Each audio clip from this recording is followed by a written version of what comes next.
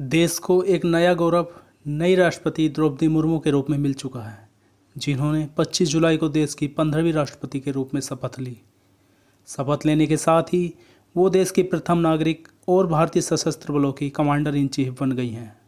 तो आइए जानते हैं भारत के राष्ट्रपति को क्या क्या सुविधाएं मिलती हैं। भारत के राष्ट्रपति के पास राष्ट्रपति भवन होता है। ये राष्ट्रपति भवन दुनिया के सबसे बड़े लोकतंत्र के राष्ट्रपति का आधिकारिक निवास स्थान है।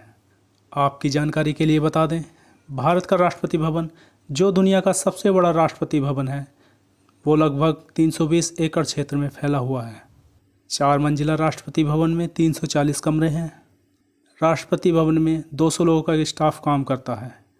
शायद ये बात जानकर कोई हैरानी ना हो कि राष्ट्रपति के निवास, स्टाफ और उनके मेहमानों पर सालाना करीब 22.5 मिलियन का खर्च होता है। हैरानी इस पर इसलिए ना हो क्योंकि राष्ट्रपति भारत का सर्वोच्च पद होता है। दरअसल राष्ट्रपति भवन के 3 हिस्से हैं जहां आम आदमी को जाने दिया जाता है। पहला राष्ट्रपति भवन का सर्किट है, जिसमें टूरिस्ट को राष्ट्रपति भवन की मुख्य इमारत, अशोक हॉल, दरबार हॉल, लाइब्रेरी, ड्राइंग रूम और नवाचार जैसी चीज़ें दिखाई जाती हैं। दूसरे सर्किट में राष्ट्रपति भवन का म्यूजियम है और तीसरा सर्किट गार्डन है, जिसमें मुगल गार्डन भी शामिल है। इसमें टूरिस्ट को राष्ट्रपति भवन के उद्यानों को दिखाया जाता है। ये गार्डन लोगों के लिए केवल कुछ ही समय के लिए फरवरी के महीने में खोला जाता है। दूसरी तरफ गार्ड सेरेमनी के लिए भी राष्ट्रपति भवन में आम आदमियों को एंट्री दी जाती है। राष्ट्रपति भवन के बीचों बीच एक विशाल गुंबद बना हुआ है। ये गुंबद पूरे भवन की ऊंचाई का 2 गुना है।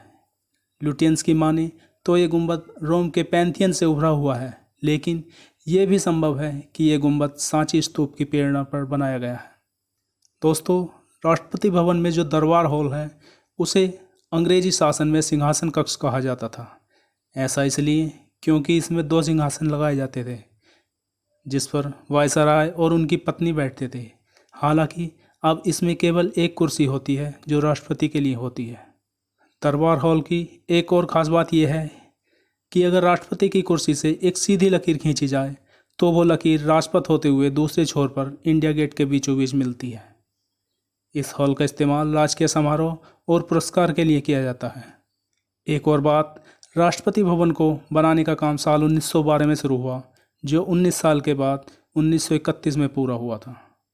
भारत के राष्ट्रपति भवन को बनाने की जिम्मेदारी एडविन लैंडसियर लुटियंस को दी गई थी, क्योंकि वो उस समय नगर योजना के प्रमुख सदस्य थे।